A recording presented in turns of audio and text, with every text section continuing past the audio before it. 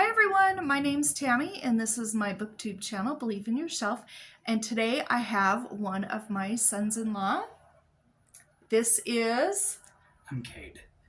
He's Katie's husband and you guys have met Katie before. And he's over here today to do a little bit of a book chat, and he's got a stack of books that he would like to recommend to you guys, and he's going to tell you why he likes them. So I'm just going to let him go ahead and do this. I'm just hanging out for the video here. So go ahead.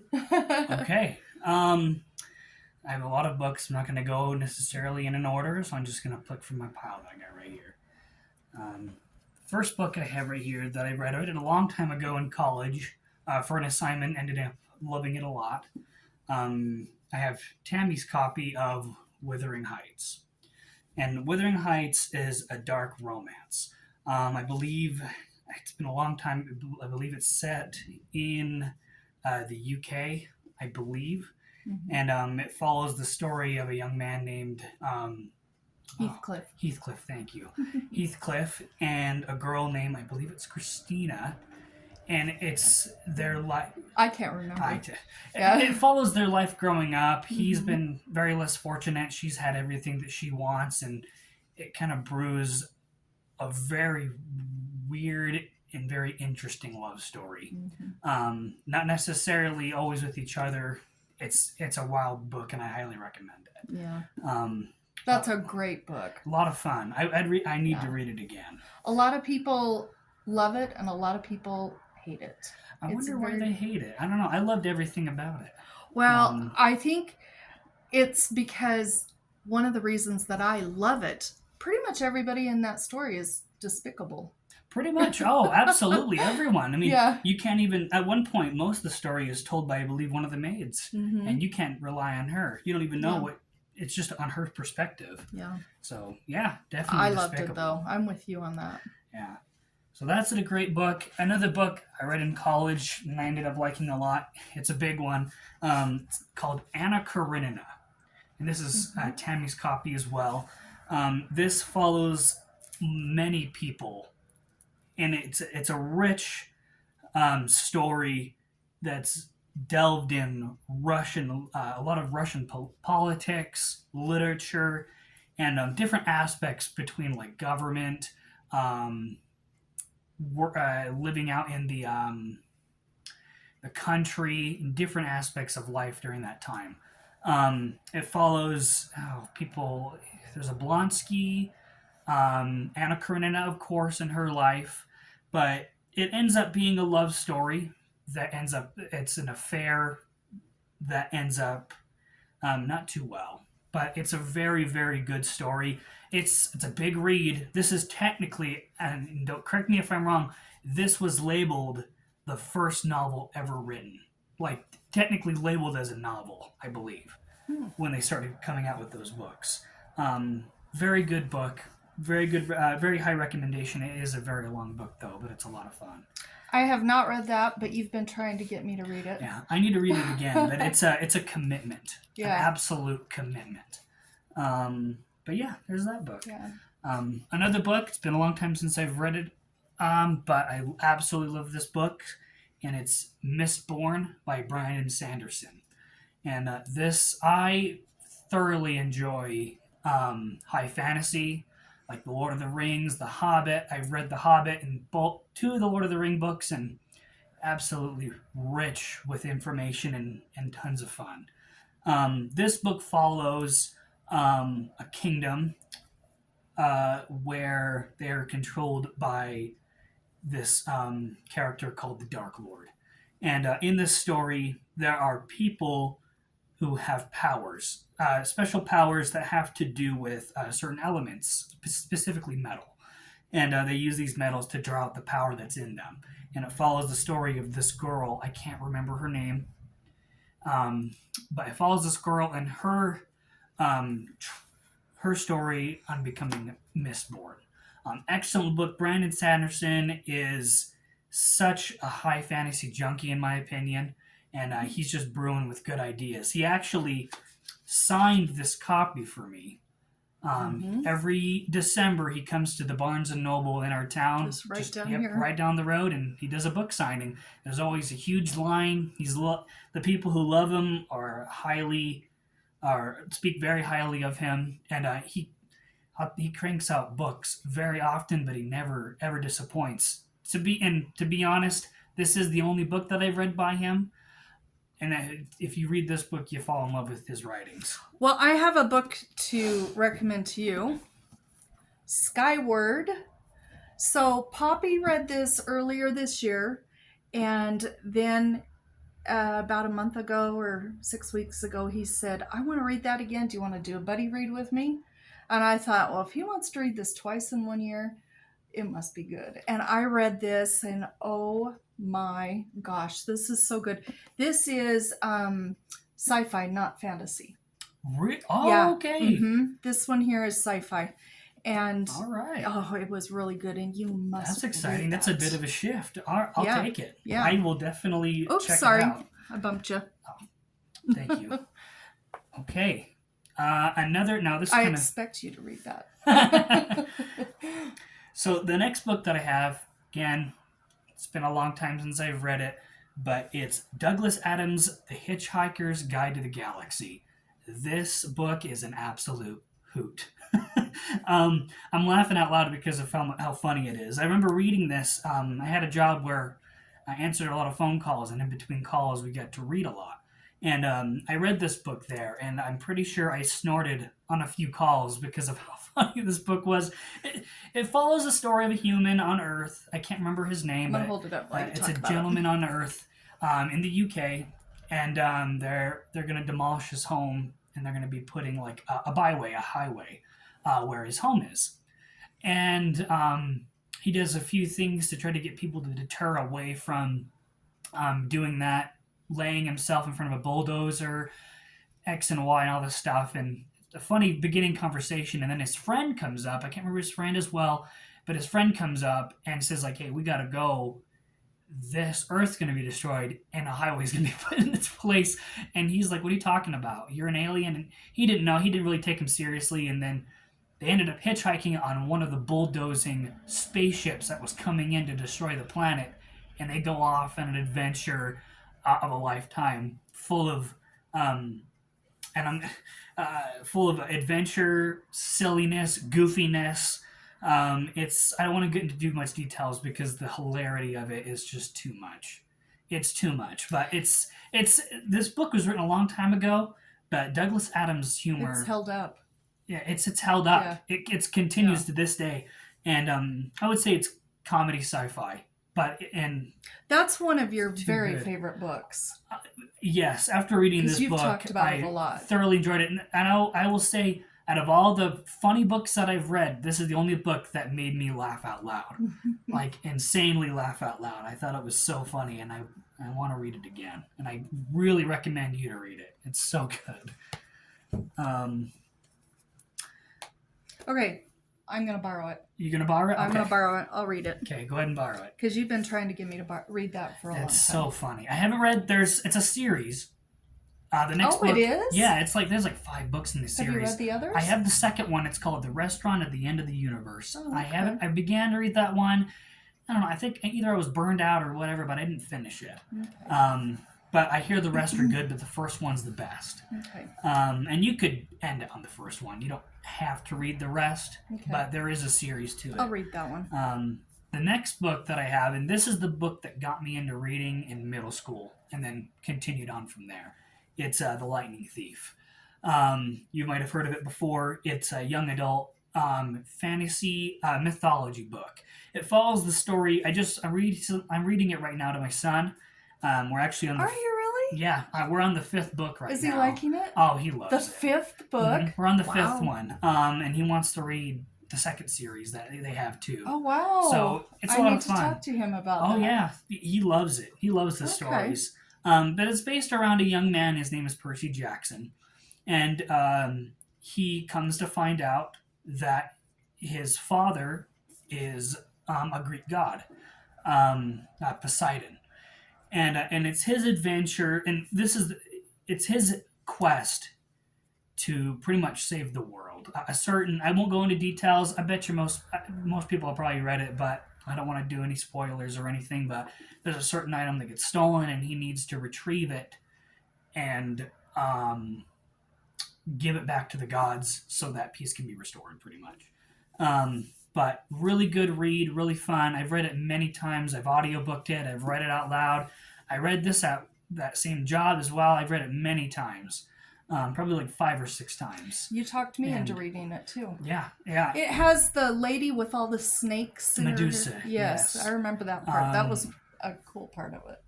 And it's really good for kids. It's very condensed down. Rick Riordan, the author of the book, is really good with doing that. And he has multiple other series that I've read as well. He has I can't remember the name, but there's ones for the gods of Asgard, Norse gods, there's Egyptian gods, and he has multiple branch off series off of this novel. All of them are very good. But this one got me into reading. Such a good book.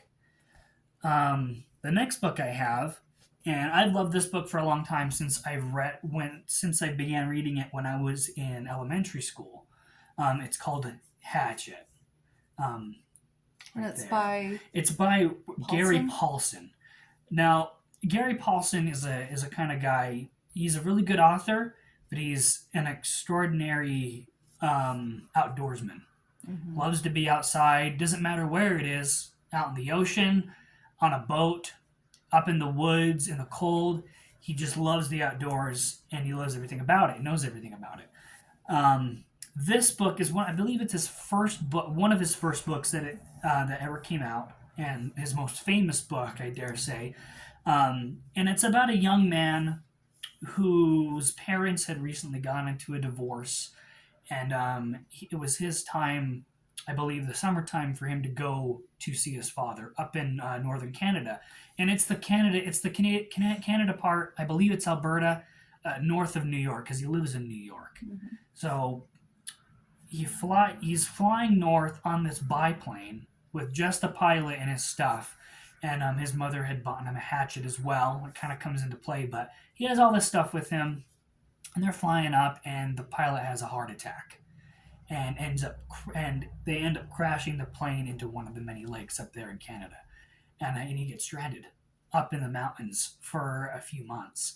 And it's his stories of like discovery and finding survival, yeah, and even I dare say contemplating oneself, because that gets brought up, not a whole huge amount, but it's thought of, and it makes you really think. I mean, mm-hmm. He's stuck there. He's alone, and he realizes at one point, like, I am absolutely by myself, and I don't think anyone's going to find me. Mm-hmm. And it's a riveting story. I read it again and again and again. I can't get I've read it many times. I can't get rid of it. It's stuck with me. I love the story. I went through BSA, Boy Scouts, and my scout troop went camping every single month. And it's just one of the things that I resonated so well with, because I loved scouting, I loved camping, I loved being in the outdoors, and it gets me excited. It gets me excited about being outside and going camping and everything, and rediscovering being out and camping, and like, hey, we can't just flick on a stove, make some hot pockets. We have to, get a pot full of water. We got to go out and, fish for some food, get some food out of some fish or find berries. It's just, a simpler way of thinking where it's just survival, and it's just really calming to me.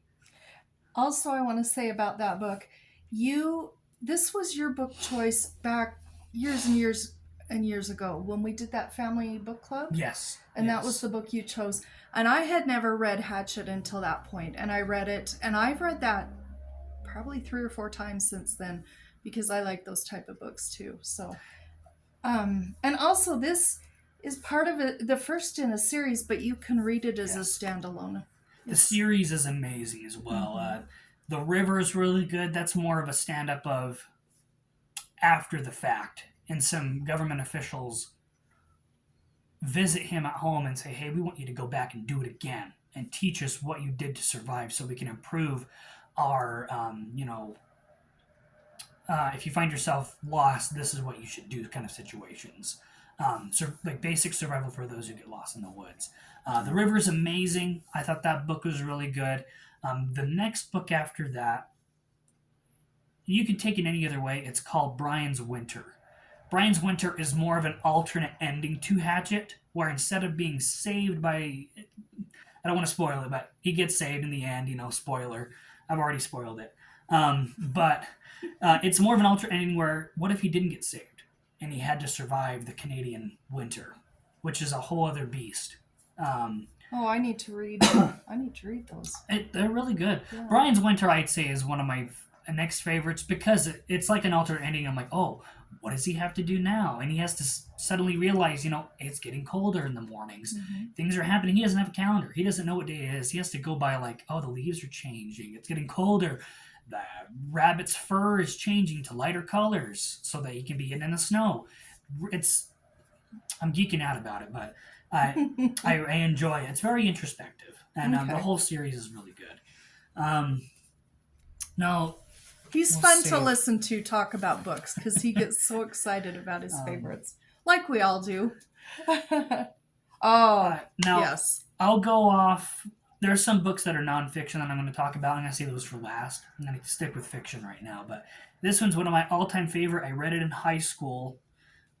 It's Jurassic Park. You may have heard it on this channel. I don't know if you've mentioned it or not, but this one is an absolute fun. And I know Jurassic Park is big in a lot of kids' eyes, adult eyes, but this book was absolutely incredible. What's the second one to this? I actually have it right here. Is that it? The Lost World is the second one. See, that one, as much as I love this one, and this is different than the movie, but I really liked The Lost World, which was also really different than the movie. Yeah, they're very different. Yeah. They're both very good. This book, now Michael Crichton, the late Michael Crichton, very good author. He was one of those, I would say one of the beginning authors, besides the gentleman that wrote Dune, that started doing like sci-fi and stuff like that. Now the sci-fi that Michael Crichton does is absolutely insane. It's more of a what if.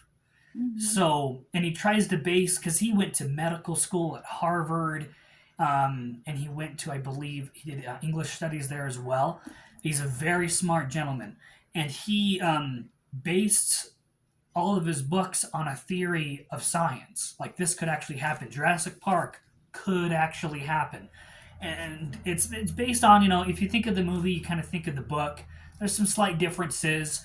But generally they're the same. It follows, it kind of bounces back and forth between people, but it follows paleontologist Dr. Alan Grant and Dr. Her name's Ellie. I can't remember her last. Sattler. Ellie Sattler. And they're working on digging for dinosaurs in Montana. And he gets visited by this gentleman, John Hammond. Just like the movie, I would like you to come and see this wildlife park that I have. It's off the coast of Central America. We want you to come visit it. Let us know how accurate we are with our findings, with our preservation and everything. And they're thinking, it's like a glorified museum that has to be contained in an island. And they go, and I think they get off the helicopter. The first thing they see is like a brontosaurus. And Alan Grant just busts up laughing, and he just couldn't believe it. And the story it alters a little bit differently. What I like about it the most, and my wife will agree with me, we've had this conversation many times. These two, he and Katie, are the biggest dinosaur fans that have ever existed in ever. In fact, didn't you bring your Kason home from the hospital, and you guys were in matching Jurassic Park T-shirts? Yeah. Yes, we all had them. Yeah. Sorry, I didn't mean to interrupt your story with Katie there. So, and Katie and I will agree. The one thing that makes this book special is that in the movie they don't really explain why. excuse me, why Dennis Nedry is so bitter towards John Hammond, and it's side mentioned in the movie. If you listen to enough of the dialogue, you kind of get a gist, but this goes into detail of why he is the way he is and why he did what he did that ultimately ended up with the park being closed and destroyed. So fascinating thought process, fascinating read. Like I said, it's fairly to the T of the book. There are some switcheroos, like certain situations that don't happen in the movie with the dinosaurs, but all in all, very very good. It's a thriller, to be sure, and it can be kind of gruesome. There are some parts where it's kind of gory, but you're dealing with dinosaurs, so that's what you're gonna get. What was the other book? You have recommended a lot of books by him, and there was one that you recommended. I have them. I probably have it here right now. Was it this one right here? Because we read that one. That's it. Yeah, we'll talk about that. We don't want to. Okay. We'll talk about that. Yes, in a second. I think that was it. That was really good. But that one's good as well. But the next one, it's his second one. That Tammy just talked about being her favorite, and it's The Lost World. I love this one. I love this one. Also, side mention, this copy of Jurassic Park is an original. And I have to say, too, I can't stand the movie of this. Is this the movie where the dinosaurs are running around and getting the people in the neighborhoods and stuff like that? Kind of. The T-Rex does get on the mainland in this. But in the book, it doesn't. No. Yeah. The Lost World is less true to the movie than anything else than the first book is. Yeah. The first book, I loved this one. Yeah, the first book, there is a situation in the first book that was actually in the third movie, but that's neither here or there. But this one, it's similar to the movie in some aspects, but mostly no. It does follow Ian Malcolm, who is part of the first book. It follows a bit of what he's doing afterward. And I can't remember, but his colleague, in the book it's a colleague, in the movie it's his girlfriend, but in the book it's a colleague of his who studies predators, and she gets called to go to this other island, Isla Sorna, to investigate the predatory dinosaurs, or the dinosaurs in general over there. And he is like, why are you going? Like, similar to the movie, like, I gotta go get her. We gotta go figure out, because I think they lose contact for like weeks. Something happens. I can't remember what. The last thing they see in the video feed is a raptor, I believe. Mm-hmm. And they're like, we gotta go out there and get her. And he goes out there, and they find her, and they find another gentleman who's out studying. He's a real jerk. I can't remember his name. I think it's John something, but he it kind of follows the story there. I won't go into full details. They're studying the dinosaurs, and they're trying to figure out, there's something wrong with the dinosaurs, and they're trying to rediscover what's kind of going on. But it's also really good, very thrilling as well. That scene from the movie where the trailers fall off the cliff, that actually is in the book, and it's just as scary. Mm-hmm. But very, very good read. Michael Crichton didn't disappoint with The Lost World. Yeah, he was a good author. Yes, very good. Now, and Tammy just mentioned this as well. This is another book that me and Katie have read by Michael Crichton, and it's called Prey. That one's good too. Prey is another special book, another theoretical scientific what if. It's pretty much about nanorobots. And, excuse me, it follows a family, a mom and a dad, and a little baby girl. And the husband and the wife, they both work at a secret facility, I believe in Nevada. They live in Las Vegas, I think. And she's kind of the head part of it. He's kind of lower on the chain. And she's come back a few times, and her personality has changed. She's acting weird. They know that they're trying to work on making these nanorobots so they would be able to enter the bloodstream, reform themselves as an eyeball to be able to view organs in real time, I believe. But anyways, something goes wrong in the facility, and they have to figure it out. These nanorobots go a bit haywire. And it's a full story about that. It's really sad near the end. Very, very sad, but very, very good. Mm-hmm. Absolutely amazing. But there's a lot of emotion in this book. I have to say, even though I love Jurassic Park and I really love The Lost World, I almost think I could say I love Prey even more. It's a bit of a curveball. It's still scientific, but it's a different story and a different feeling. That's what I like about it. Mm-hmm. He stayed true to his ideas and his theories, but he also you just went a different direction, different Mm-hmm. feel. Another book, I don't have it with me, and you might have it, Sphere by Michael Crichton. I don't have it. But that was good too. Sphere that was a psychological thriller. Mm-hmm. Thriller. That took place out in space, didn't it? No, it's in the depths of the ocean. Oh, that's right. Yeah. So, and I read that one in high school as well, and I was in high school.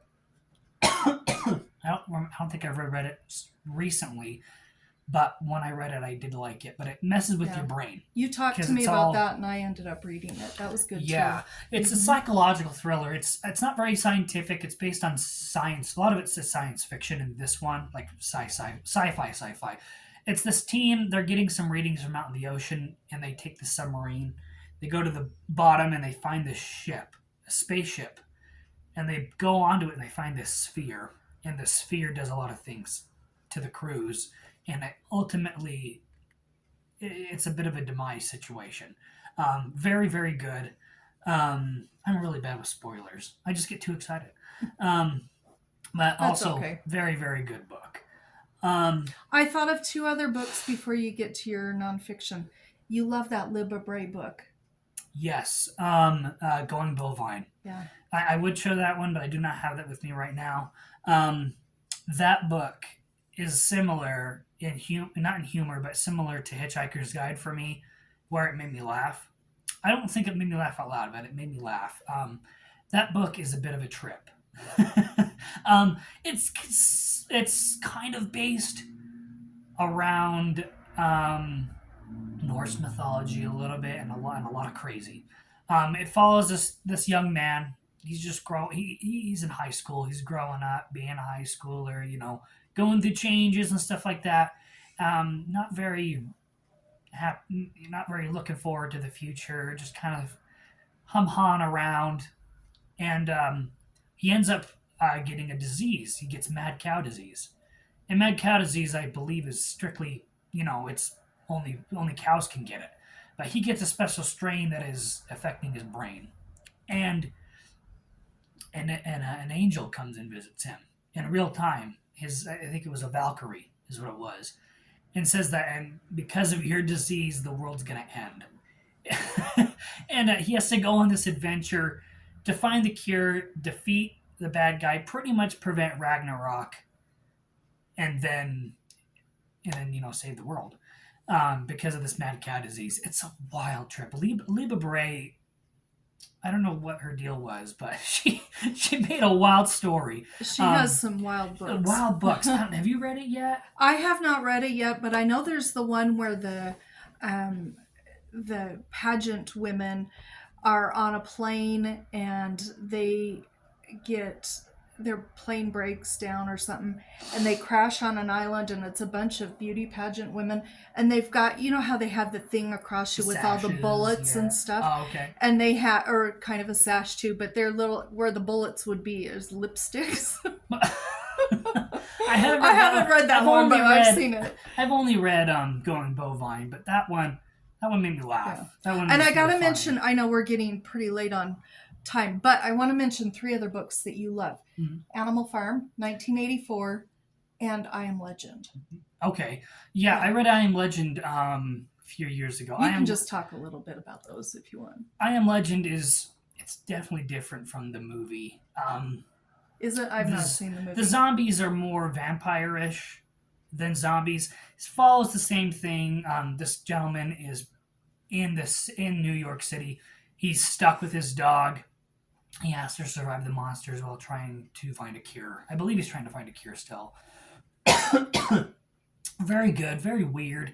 The ending is different. It's completely different than the Will Smith movie, I will say that. But very good, very good. I haven't watched the movie, but I liked the book. Yeah, the movie is kind of scary for those who, Yeah, that's why I haven't watched the movie. Been a long time. And then Animal Farm and 1984 by, what's his name again? George Orwell. Very good books, especially if you want to learn about totalitarianism and political government situations like that. It's very interesting. The amount of control that the societies that either begin to lead or you already see them in a current situation. It's a lot of brainwashing, a lot of big think, double think.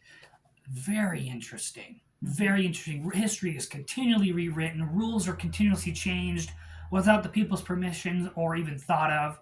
Very wild. Animal Farm, I'd say, is one of the most entertaining ones. I love George Orwell's 1984, but Animal Farm was crazy wild because you get to see of the beginning of the corruption to the end, and the lies that follow. And you, as the reader, pretty much know everything that's going on. You're like, okay, this isn't as what it seems, but in the eyes of the animals, they can't tell a difference. And I think it's a symbolism on people not being told anything, and they just think things are okay. Very, very good stories. Those two are amazing. Yeah. If I had them, I would have showed them. Now, the last two books that I have are nonfiction. I also enjoy reading self-help books and self-improvement books as well.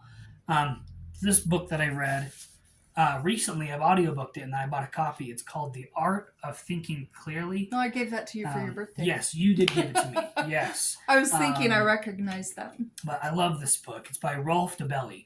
And I believe he's a businessman, and he wanted to write a book that kind of explained, how to better think in your daily life. When you come across situations of thoughts and thoughts and ideas, what you might run into and how you can avoid certain situations.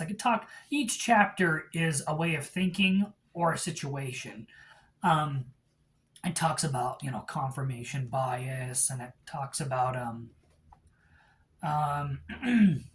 similar things like that. What are one of the chapters in here? Oh, there's a lot of chapters. There's a lot of chapters. Like they're very short, though. Yeah. They're not long, but it's just like a quick, brief in, like the Black Swan, or social comparison bias, alternative blindness. And it's just ways of thinking, and he brings up sometimes experiences from other people or himself, explaining these phenomena in our daily life and how we can avoid falling into the pit of repetitive thinking and into the pit of normalcy. It's a very, very interesting read. I'd highly recommend it if you want to be able to think a different way or look at the world a different way. It's a very good introduction book to that kind of thinking. I learned a lot about it. The last book that I have, and I'm currently reading right now, it's a library book. It's called Atomic Habits by James Clear. Now, Atomic Habits, he describes it, atomic habits, atomic meaning small. Small things that you can do in your life to create long-lasting habits for the future. And he kind of goes over certain steps and ways to begin the process of changing oneself. And it's very interesting. I'm at the very beginning of the book, but he's gone through the premise of it. And I'm on the first chapter of it, which I believe is Q. That looks good. It's very good for if there's some things in your life that you want to change, that you want to change, this book gives you a bit of a roadmap to how to begin. Make a passion for it. Cue it up, remind yourself, and reward at the end. Reward yourself for making those good changes in your life. And then slowly, gradually, and consistently, you can make these small changes in your life that can make a huge effect. And yeah, I have other books that I could talk about, but those are the ones that I could think of right now that I really liked. Yeah. Well, thank you. I'm glad you got to finally meet Kade. I know I talk about Katie and Kade quite a bit, and we always have lots to say about books. Yes, we do. When we get together. But anyway, do you want to say goodbye? We'll Bye, talk everyone. to you next time. Bye-bye.